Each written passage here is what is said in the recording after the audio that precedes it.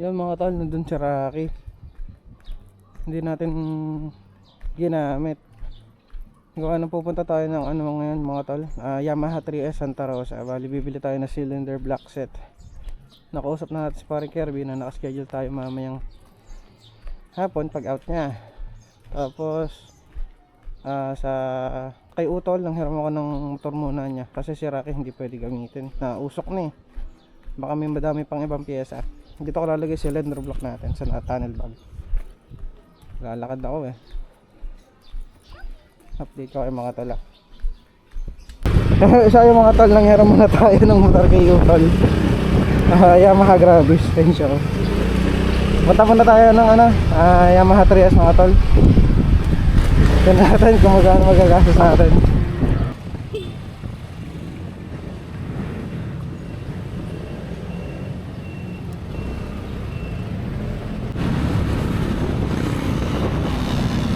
Dito na tayo sa Yamaha 3S mga tol, sa Santa Rosa.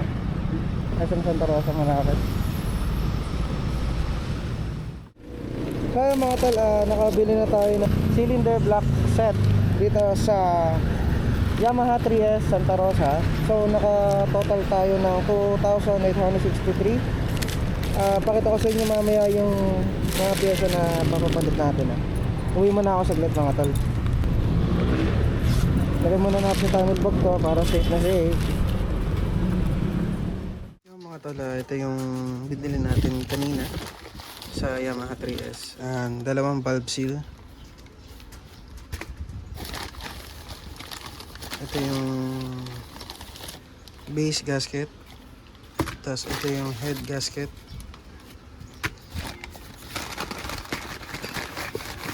Ito yung piston ring mga tol.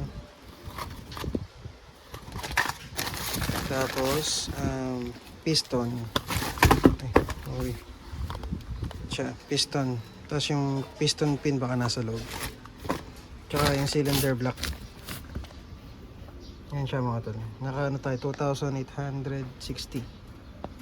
All Yamaha genuine part.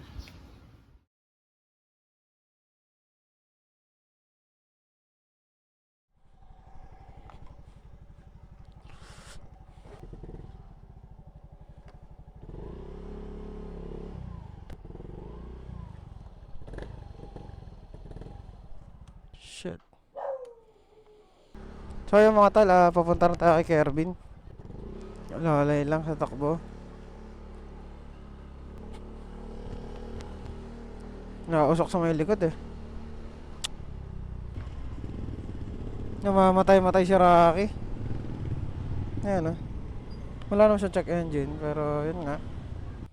Dito na tayo mga tol, hintayin lang natin makauwi si Kervin.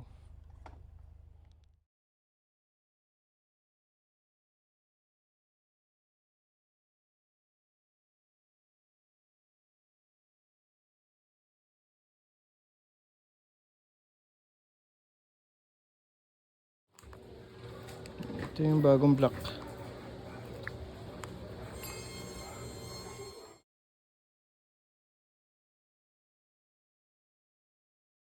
So yung mga tol, as of 8:14 PM natapos ng air pressure Rocky mga tol. Napalitan na natin yung cylinder block tsaka piston. Yun yung may tama, may kahit talaga. Gawa ng nag-overheat ako. Saka dahilan na naubos yung langis talaga natin. So expected naman natin to nung December or January ata. Kasi nasabihan na tayo ni Kervin na hindi hindi normal yung pagbabawas ng sobra na langis.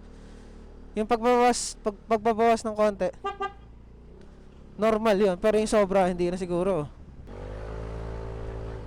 Tapos nalinis niya yung head, intake pati exhaust na valve. Goods pa naman yung rocker arm natin, yung cams natin, and the rest. Sabi ni Kevin mga tol, break-in pa raw natin to. Di pa pwede yung gaspol na ginagawa natin lagi. So sundin natin yung break-in period niya para maging okay yung break-in niya. Masaya tayo, napayos na natin si Rocky mga tol. At pwede na natin siya ulit ilayo. Pero tapusin muna natin yung break-in period na 500 km.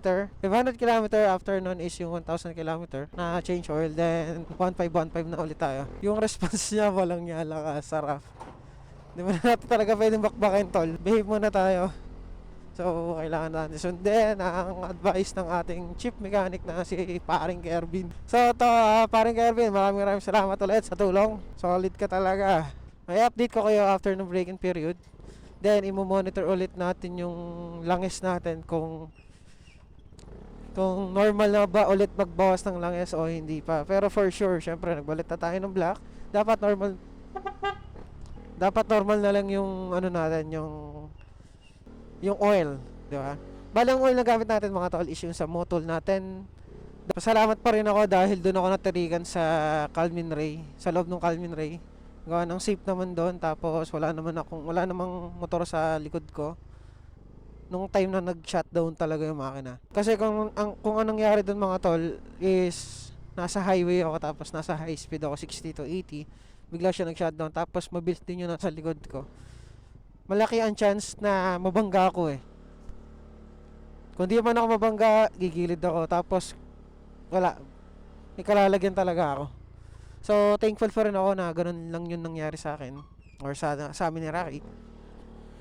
At mabait pa rin to. Sobrang bait. 1 decade na kami iningatan ni Mamo nito mga tol. So, salamat sa lahat ng nanood at sumusuporta sa atin mga tol. See you sa next vlog. Ciao.